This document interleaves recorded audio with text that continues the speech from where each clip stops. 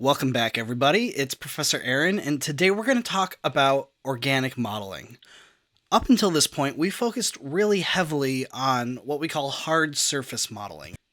These are things like extrusions and edge loops, maybe even bevels.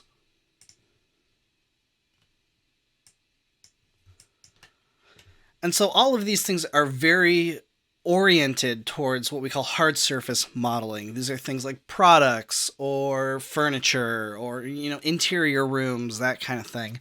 There is an entirely different approach to modeling that we know as organic modeling. And what you're going to find is that you will fall into one of two camps. You will either really love hard surface modeling, or you're going to really love organic modeling. Sometimes you're a unicorn and you love both and you're great at both and you will be very successful as a modeler. But oftentimes we all kind of fall into one of these two camps. And so organic modeling is all about form and silhouette and volume and focusing more on the overall shape and worrying a little less, at least, about things like topology and edge flow and that kind of thing. These things are still very important, and we're going to touch on them today, but it's a little less meticulous and in some ways a little more artist friendly. So what we're going to do today is we're going to take a look at a number of different tools that we have in Maya to do this kind of organic modeling. And the first one I want to talk about is the soft select tool. If anyone has experience in Blender, you'll know this as proportional editing. This tool is a great way to make small, organic, soft edits to your models. What I mean by that is, if I were to select a component of my plane here, whether that's a face or that's an edge or a single vertex, and I move it around, I'm only manipulating that one piece. And yeah, anything that's connected to it is going to kind of come with it, but the only thing we're adjusting is that one component. With soft select, what I get is a sphere of influence, and this influence is a kind of gradient from most to least influenced, and anything that is close to what I have selected will be highlighted in this yellow color. That means it is the most influenced, and then it'll grade away to like an orange or a red, and then eventually to black. And when I go to move it now, you'll see that all of the vertex points around what I have selected are also moving with me. And so I can very quickly create these nice flowing shapes. I always recommend when using something like soft select, make sure that you have enough resolution in your model so you can get these smooth surfaces. You can certainly just go ahead and smooth it using the 3 key on your keyboard, or you can physically add more geometry by smoothing the mesh, and that'll do the same thing. But it's helpful to have a little more geometry so you're not stuck with this Nintendo 64 low resolution look. Now, I turned on soft select with a simple keyboard shortcut. All you have to do is hit B on the keyboard. As long as you're in one of these component selection modes, hitting B on the keyboard will toggle soft selection. So you hit B to enable it, you hit B again to disable it. And when it's enabled, you'll see this grid, or this gradient. If you want a little finer control, just double-click on your select tool. And in the tool, there's a section for soft selection. We can see here it's enabled. And it does the exact same thing as the B key. If I turn it off, soft selection goes away. If I turn it on, soft selection turns on. And you can set additional settings for this soft select and get really specific with it. So you can change how it's falling off in intensity, and you can change what that curve looks like. So you can get really specific with how your soft select operates.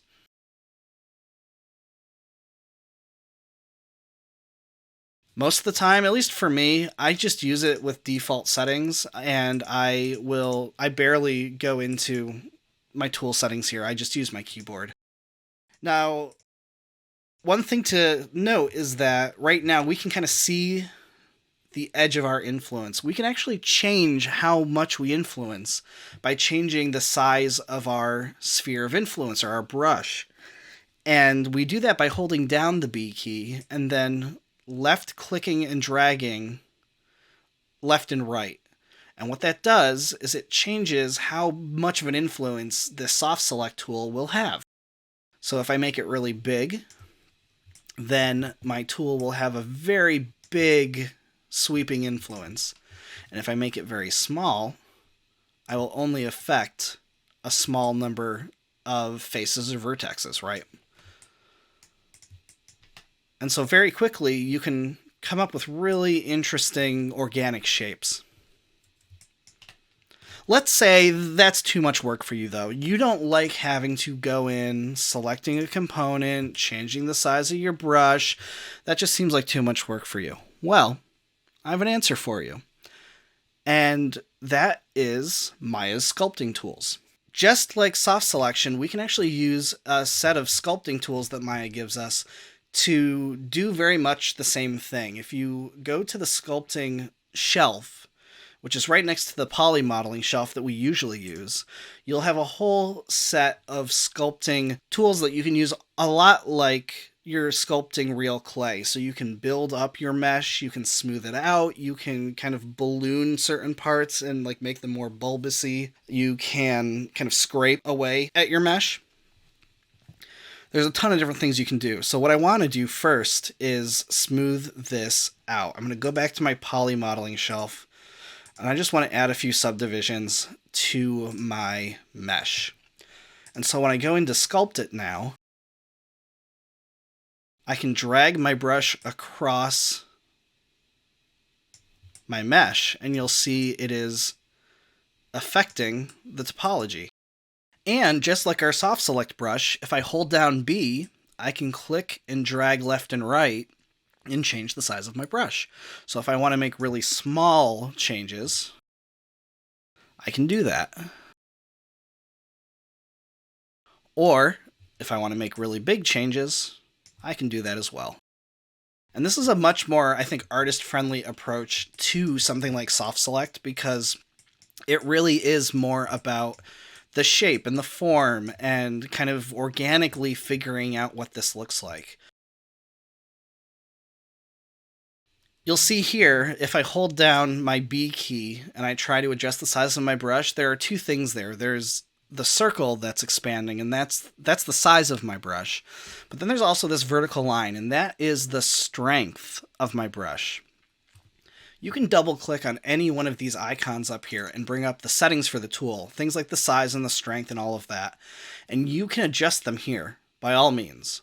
Or you can just do it in the interface. Just like B and clicking and dragging left and right will change the size of your brush. If you hold down the M key, M as in Mary, and then drag up and down, you will change the intensity of your brush. So you can make it very large and get really strong changes, or you can make it really subtle and get really subtle changes. And it's all about finding what is the right combination of size and strength to get the job done. You'll see you can push it too far though, and you'll start to get this kind of overlapping folding look. And to fix that, you can smooth it out. You could certainly go in, click the smooth tool, and do it that way, but regardless of whatever tool you have selected up here, if you hold down the Shift key and then click and drag across your surface, it will smooth it out for you. So it's a very natural switch between sculpting and then smoothing it out. You just have to hold down that Shift key and you'll jump between the two. Just like you can pull out, by the way, and pull your mesh or your topology upwards, you can push inwards as well and kind of dig away at it.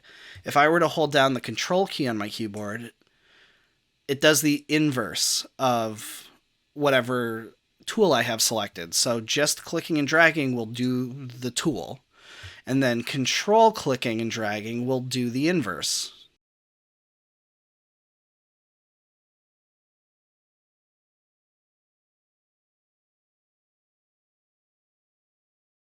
So maybe we go in here. We have to do a lot of cleanup here because this is looking pretty janky. So I'm just going to go in, maybe smooth this out a little bit. Now let's say, for example, I really liked this overall shape, but I wasn't happy with my topology. This is looking a little janky, and maybe I want to keep the overall silhouette or the overall shape, but I still want to smooth this out. I don't want to use the smooth tool because it'll kind of destroy that shape. But what I can do is use my relax tool. And it's this wireframe sphere looking thing up in my tool shelf. If I click that, and now I start to click and drag, what Maya is doing is it's doing its best to maintain the overall shape of my mesh, but it's also still fixing my topology. So it's smoothing out the topology while trying to maintain the shape in a much more accurate way than something like just the smooth tool will do.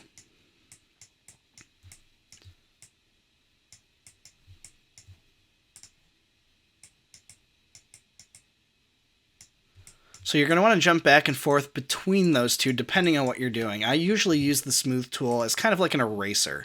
So if I'm sculpting and I'm like, oh, I don't like that. Okay, I'm just going to kind of smooth that out. We're going to try that again. That kind of thing. So it's meant to help soften the edges, maybe do a little erasing if you went too far, that kind of thing. And then the relax tool is simply to help massage your topology while keeping the overall shape.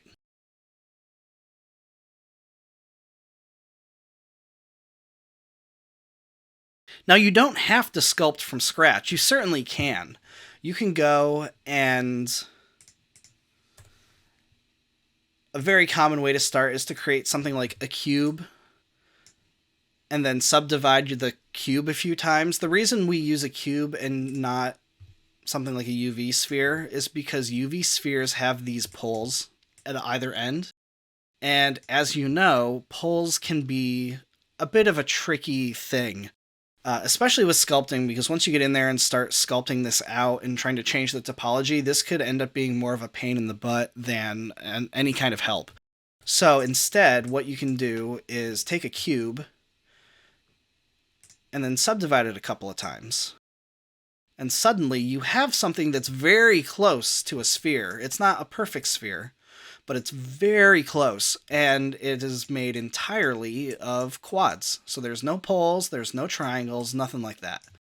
I'm going to add one more.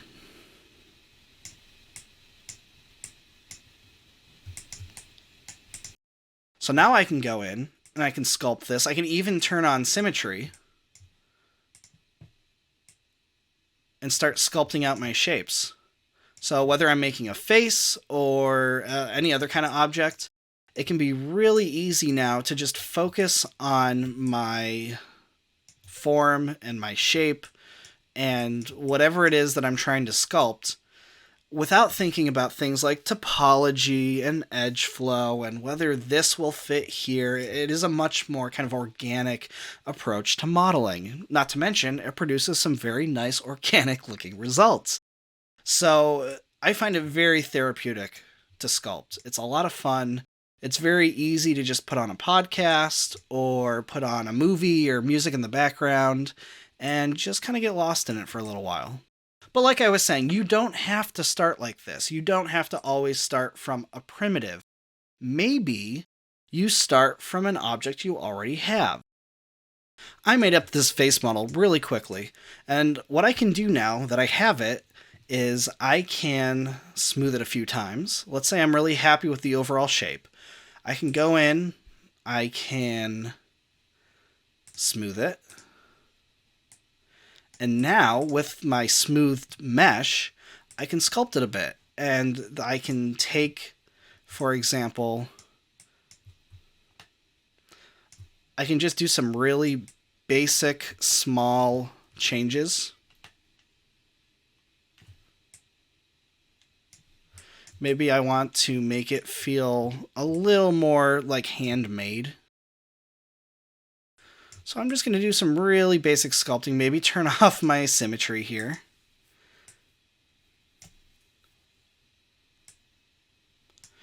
And we're just going to do some really basic kind of shaping. And all I'm doing is just adding a little more life into my object, making it look more like it was touched with human hands.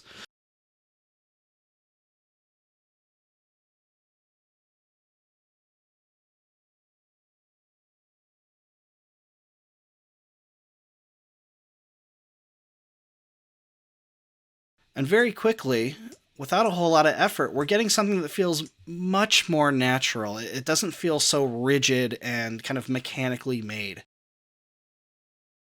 Sculpting can be a very easy way to take an existing model and just add a little extra life to it. You can also use it to clean up a model. Take a look at a model like this. Special thanks to Sydney in my 101 class for letting me use this. This was a model that was made for a still life project, and it was mostly used with just standard hard surface modeling techniques. Extrusions and edge loops and that kind of thing. And so what we have now is this model that overall looks very good form-wise, but we have some issues with things like edge flow, and the ears are a little too low resolution, and there's some clipping with the dress of the bunny here with the body, and so these are all things that we can very easily clean up with sculpting. What I'm going to do is I'm going to, I think, grab both of these, and I'm going to subdivide them, because I want a little more resolution to work with. So I'm going to go into my poly modeling shelf. I'm going to subdivide them. I think once is going to be enough. And then I'm going to go back to my sculpting, and I want to start by addressing things like intersections that aren't supposed to be there. So what I do is I can go and I can choose something like my grab tool maybe, and just pull pieces out. You can start to see things are a little, things are looking a little cleaner now. Maybe smoothing it a little bit. Maybe I want to go in with my relax tool and just do some relaxing. I don't really want to change the shape a whole lot, but I do want to clean up some of these edges back here in particular, just so they're a little nicer, a little cleaner. Maybe come around front, do the same thing. Just make sure that my edge flow looks a little more natural. And that looks nice. And now I can take a look at things like my bunny face. So go in here, maybe relax these guys. I would even go in and maybe just smooth this. Up with the ears. Do a little smoothing. It's hard because they're so thin. I may want to go and like remodel some of these. But it's really just about making these minor changes, making sure that my topology looks nice, everything is flowing well, nothing's scrunching up. Like, for example, down here in the neck, things are starting to get a little scrunched. So it's all about just doing kind of cleanup work in a way. Now, if I want to make a change to something in particular, and I don't want it to affect other parts of the same mesh, say, for example, I wanted to make this head bigger, but the problem was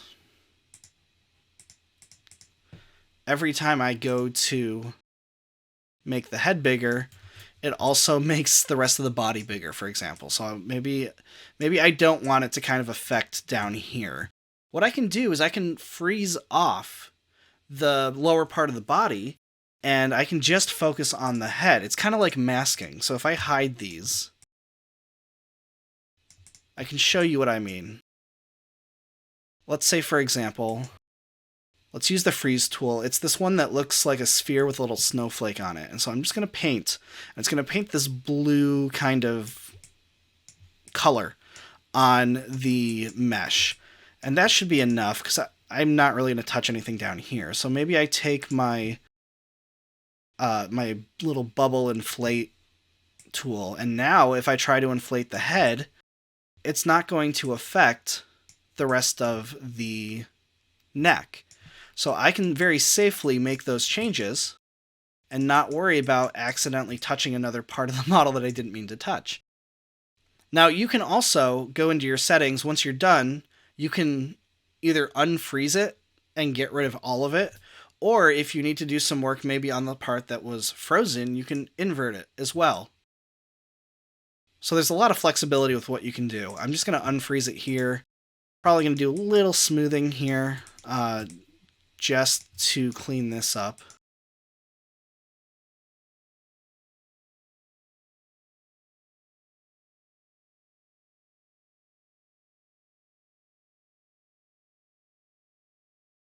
So I'm very happy with that. And so very quickly, we were able to go from a model that had a few small issues with it, and we're very quickly able to clean them up.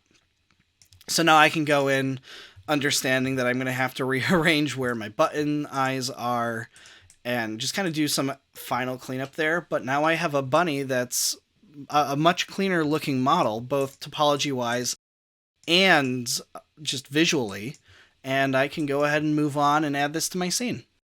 So sculpting isn't always about making something from scratch. I use it very often as a cleanup tool, just as a way to go in after I'm done modeling and just do some patchwork, just do some cleanup. And it's a lot of fun. I'm going to jump back a bit, and I want to talk about a concept called retopology. When you sculpt, you often will just keep adding more and more resolution to your objects. And sometimes it gets to a point where you have millions of polygons on a model. This is very common for things like character models in particular. And it'll look beautiful, but this is a really dense mesh. And one mesh might be okay, but if you have all of your meshes in a scene that looks like this, you're going to have a bad day. Sometimes what you want to do is retopologize your mesh. And retopologizing is simply a fancy way to say that you're going to rebuild your model using your sculpt as a reference. And so to do that, there's a really handy tool that Maya gives us, and it's called the Quad Draw tool. I want to talk about this for a little bit. To use it, what we want to do is we want our object to be used for snapping. And so we're going to make it something called a live object. With our sculpt selected, all we have to do is go up to our snapping options and then choose the magnet at the end. It says make the selected object live. And so if I do that, now I can no longer select this object, but anything I add here will snap to it. And so if I go to my modeling toolkit, down at the bottom, there's this tool called Quad Draw. And so if I click it and turn it on, what it lets me do is click and add vertex points that will snap to my surface. And so I can start building new topology for this object very quickly without having to worry about whether or not it's matching my reference or anything like that. And all I'm doing is left clicking. And once I'm happy with the base setup, I can start combining these. If I hold down my shift key, Maya will then start recommending different shapes or different ways to combine my points. And so if I just left click, it will create faces for me. And of course, those faces are snapped directly onto my mesh. And so it's a really easy way to kind of create a lower resolution version of my object based on my higher resolution one. And all of the tools that you're used to using in hard surface modeling are available to you here. You can do extrusions and you can simply move things around. I have soft select turned on. Soft select also works here, surprisingly enough. But with it turned off, you can choose each component individually, either by moving a single face or an edge or a vertex, all interactively. Or you can extend this with extrusions. And so holding down the tab key and then clicking and dragging will extrude any particular edge. And the beauty of it is if you extrude something and it's kind of connected to itself, it will snap, because Maya is aware of your topology and will try to make those decisions for you. So you don't have to think about it. Another thing you can do is smooth and relax. You see, these are all things that we've talked about already with sculpting and soft select. All of these concepts keep coming up over and over again. So it's really, it makes it quite a nice experience to do all of these modeling tasks in Maya, because a lot of these tools will share the same kind of terminology and tool sets. Just like extrusions, you can also add edge loops. If you hold down the control key on your keyboard, you can add edge loops, and it will tell you kind of percentage-wise where the edge loop lands between the top and bottom of the face. So I can add in more here and just kind of go crazy with it. I wouldn't go too nuts. Like, this is probably too much geometry, to be honest, at least to begin with. And especially for an object so simple. But now that I have it, I can simply hold down my shift key and relax it, and Maya will keep those points connected to my surface. So it's always snapping those points to the surface. And it makes it really easy to retopologize our objects. Flipped Normals, the YouTube channel, has a really great overview of this tool. I'm going to link to it in the description, and I highly recommend you guys take a look at it. They go over a lot of the basics of this tool that I may not necessarily get into in this video. Next, I want to talk about something called nonlinear deformers. Nonlinear deformers are really helpful in hard surface modeling too, but what I like about them is they make it really easy to create curvy organic shapes. And you can find them in the Deform menu. If you go to Deform, go down to Nonlinear, you have a handful of options, and I'm just going to pop this out here so we can take a closer look at some of these. The first one I want to look at is the Bend modifier. It's important to have a decent amount of subdivisions in the direction that you're going to bend, otherwise you'll have janky looking geometry. But if I add a bend deformer here, you'll see if I look through the wireframe, it has created this handle.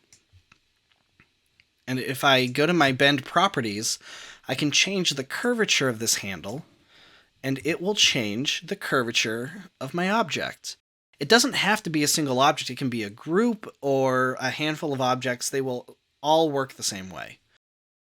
And so I can change this curvature, go all the way around, or maybe just part way. And then I can also change things like the low bound and the high bound. So if it's a situation where maybe I don't want the entire thing to bend symmetrically, maybe I want it to stick out of the ground or something, or maybe I need a little extra because the deformer for some reason doesn't go as far as I need it to, I can certainly extend it. But I can do that in both directions. So it gives me a lot of flexibility. And of course, you can also move your object along the deformer. So you can even animate this if you wanted to and create really interesting effects because it's non-destructive, which means at any point I can go in and I can animate or I can change these settings and Maya will just update it for me. So it's really quite a fun way to create these organic shapes. A really common way that I've seen people use the bend deformer is for something called a sweep. If you have any experience in photography, you'll know what a sweep is. It's basically that, like a cyc wall or a piece of material that's being draped down behind a product, and it usually has a nice soft bend in it. So what I like to do is I'll take just a plane, And I might add some additional subdivisions to it. You don't need to do it in the width, but you certainly can. Just make sure that you have enough in the direction that you're going to bend. So, for example, I can just get rid of these altogether, and I just have them horizontally. If I add a bend,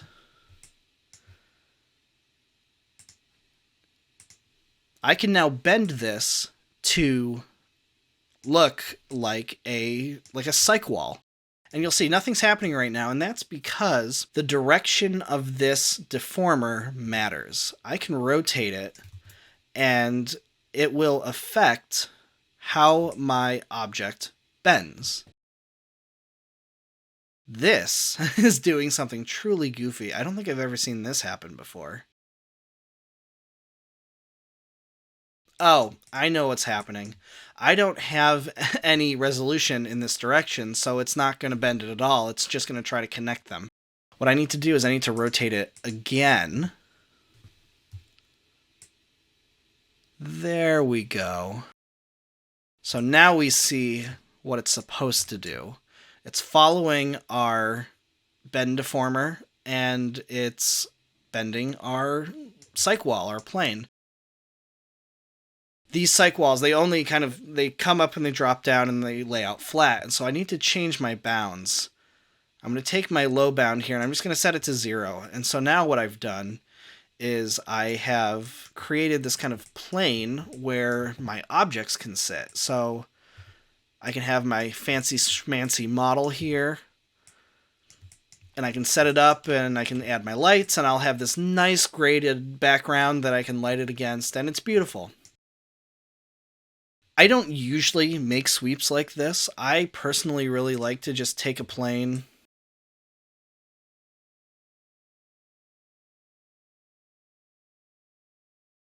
get rid of all my subdivisions, extrude my edge upward, and then I just bevel this. And it does the exact same thing.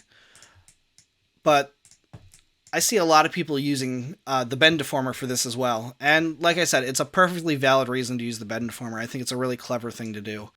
But, like I said, it's also non-destructive. So you can animate these, you can change these. It doesn't always have to just be the way that you set it up the first time. So there's a lot of flexibility there. Let's take a look at a couple others. The next one down is a flare. And the flare, it's very simple. It gives you two ends that you control, and you can flare them in or out. And so there's a lot of flexibility with what you can do here. You also have a sign deformer. And I'll create another cylinder for this. If I add subdivisions to the height, and I add a sign deformer, watch what happens. I can change my amplitude, and now I get this sine curve. And so I can play around with things like the wavelength or the offset and things like the drop off to get really interesting effects.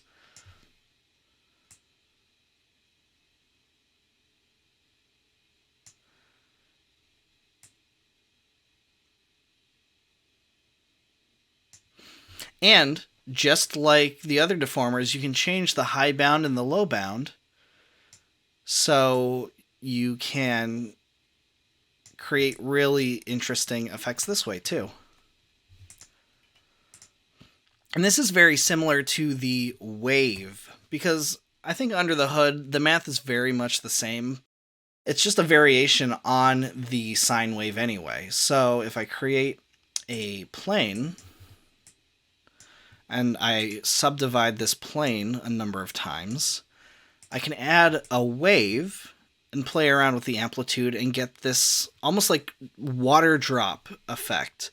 So I can play around with things like the wavelength and the amplitude and the offset to create this kind of animated water drop.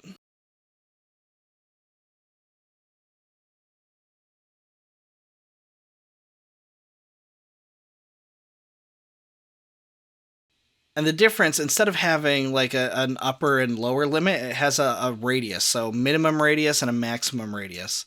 The maximum changes like the outer limit.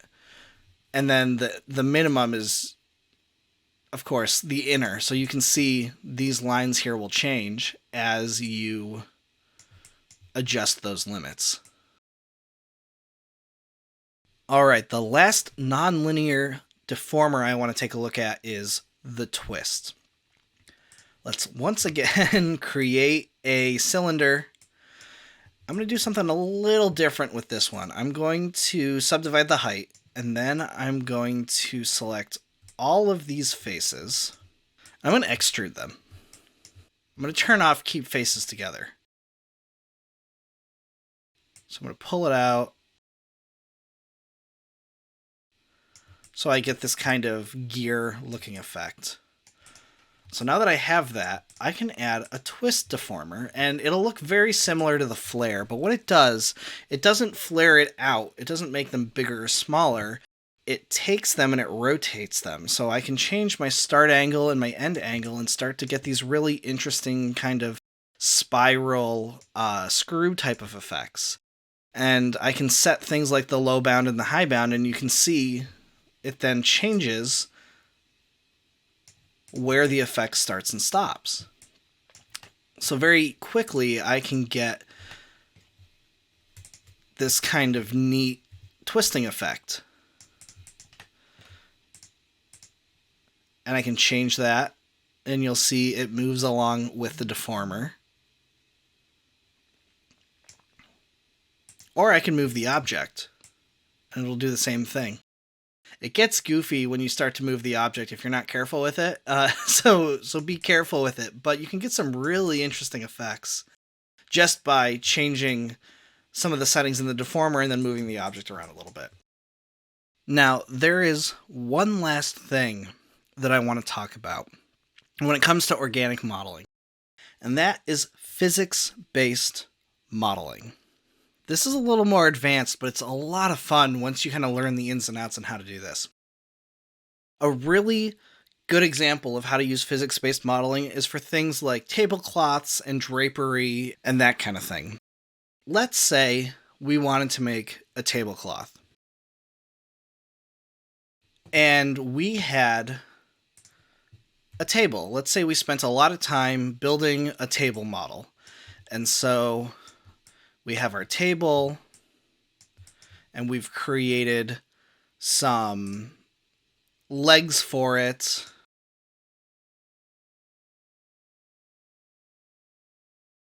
We're very happy with our table. We're so proud of it. So how can we create a tablecloth for it? Well, it's really easy. Because there's a lot of setup to some physics simulations, I don't like to use my actual models. I'll use what are called like proxy models. And so instead of using my table to help Maya figure out what this tablecloth is going to look like, what I'm going to do is I'm going to model a cube that essentially stands in for my table instead. And because what's going to happen is I'm going to create a plane that will be my tablecloth. But what I also need to do is have that tablecloth fall against something, because we're going to use physics to do this. And I don't necessarily want to have my model caught up in the physics system if I don't have to. It's just a personal preference. You can certainly do it, but I'm going to try to keep my scene a little cleaner. So I'm just going to make my tablecloth a little bigger than my table, so you'll see if I look at it from above, I need enough space for this tablecloth to kind of fold over the edges like a real tablecloth would. And then what I'm going to do is I'm going to create a cube, and I'm just going to scale it up and roughly match the dimensions of my table. And they don't have to be perfect, but something that roughly matches the height and the width and the depth. Kind of what happens below doesn't matter, but as long as it's matching up with the height and the width and the depth of it, then we should be okay. And with that done, I'm going to move to my effects menus. If I go to the drop down up in the top left corner, I can change it from modeling to effects. And now I have access to a lot of effects-specific menus that I can use to do this simulation. So the first thing I want to do is tell Maya that this is a cloth, or a cloth material. And what I need to do that is first I need to up the resolution, because otherwise there won't be enough data for Maya to properly simulate what this looks like. And whenever I'm doing these simulations, I like my cloth to have as close to a square quad as I possibly can, because if it's rectangular like this, it can create weird, unwanted deformations. So you have to play around with these numbers a little bit and figure out what exactly the ratio is. Something like this, where everything looks like it's roughly square. And now that I have that, I can go to my end cloth menu and tell Maya to create an end cloth. And Maya will do some things under the hood, but it's now created an end cloth, and you'll see in my timeline, if I change the length of it, now there's this little pink line that's going up from the left to the right of my timeline. And what that means is that Maya is calculating the physics for each of those frames. If I were to play through my timeline now, my cloth just goes right through my table, and that's no good. If, for some reason, when you go to play it back, and Maya just shotguns through the animation like it's trying to get somewhere, you want to change that. Just right-click on your timeline, go to playback speed, and change it from play every frame free to real time. And that will force Maya to play your animation back at 24 frames per second, which is the default. You can always change that, but it'll play it back at 24 frames per second. So if I play it through, it falls through our object, and that's no good. So what we need to do is tell Maya that this box that we created should be a collider. It should collide with our end cloth. And so if I go back to the end cloth menu with our cube selected, I'm going to click Create Passive Collider. And now, as Maya calculates that physics simulation again, I can play through it.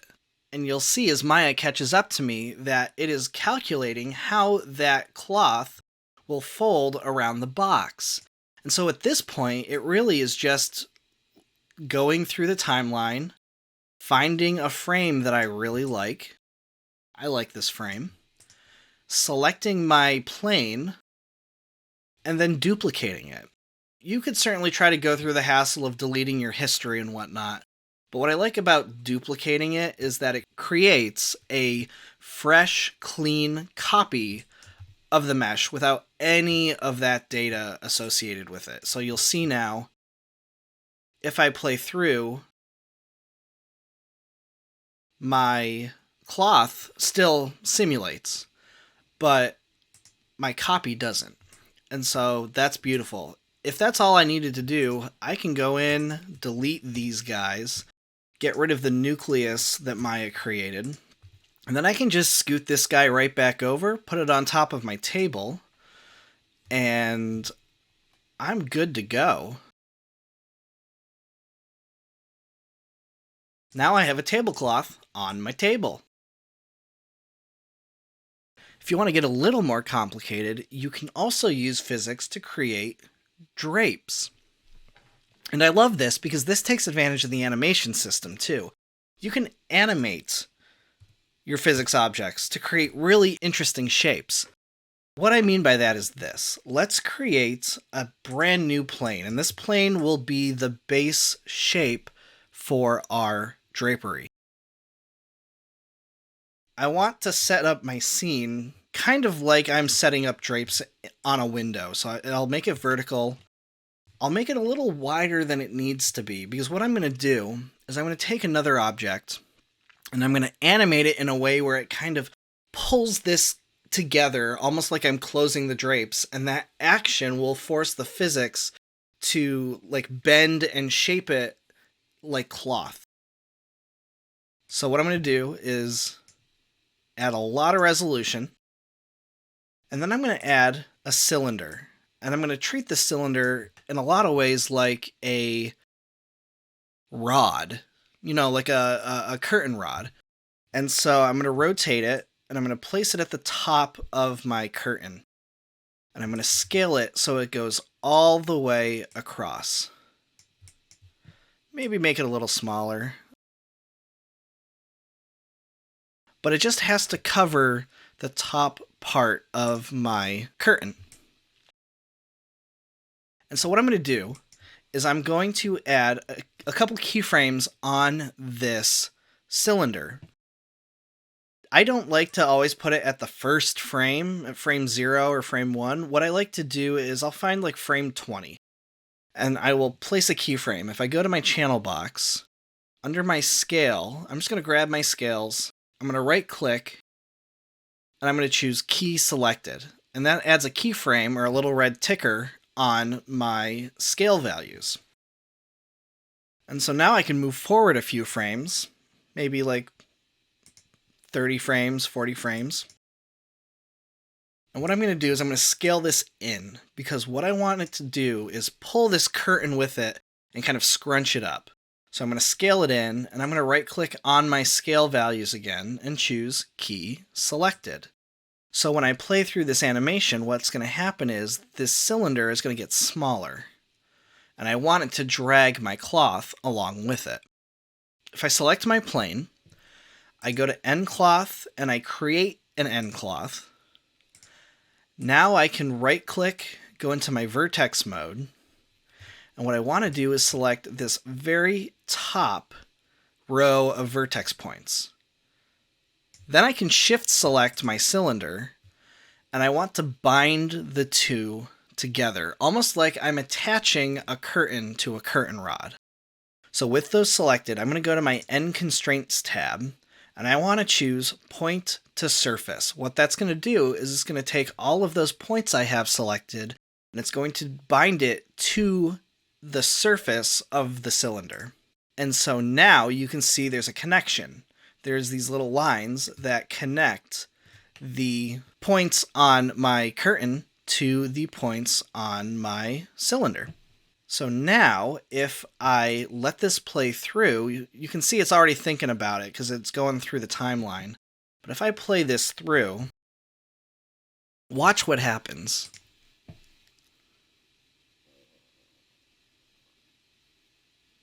Pretty cool, huh?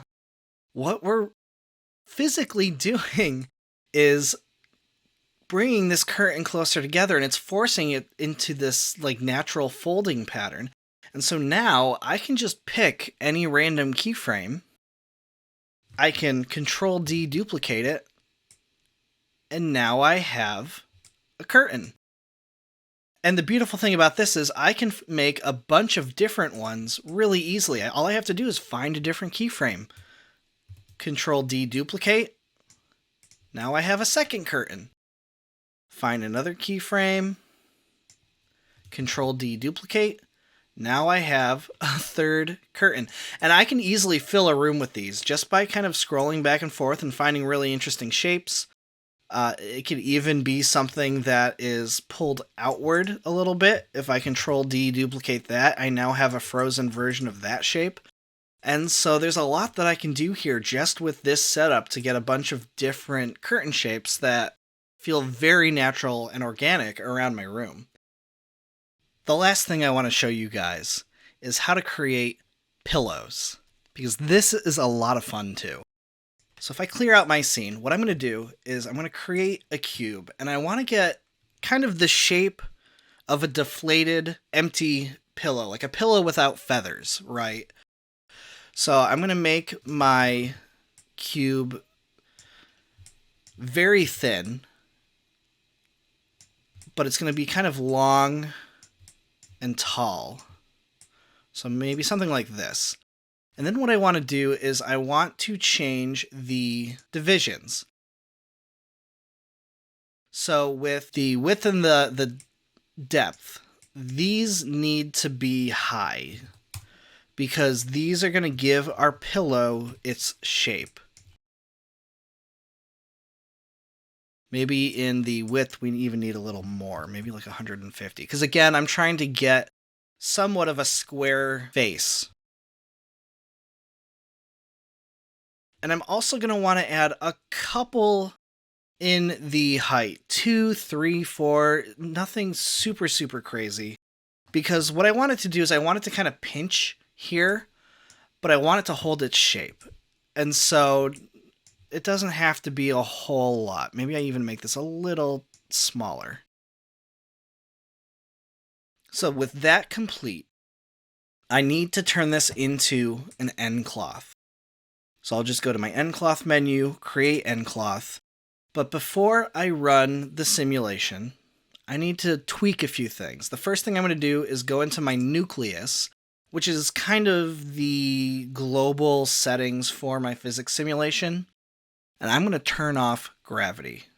So under gravity and wind, I'm going to get rid of gravity because I don't want this to actually fall. I want it to just kind of stay in place. And then I want to go into my cloth shape, the end cloth shape 1 tab, and open up my pressure settings. And I want to change this pressure. It doesn't have to be a lot. Maybe as low as 0.025 or something. And now, if I play through this simulation,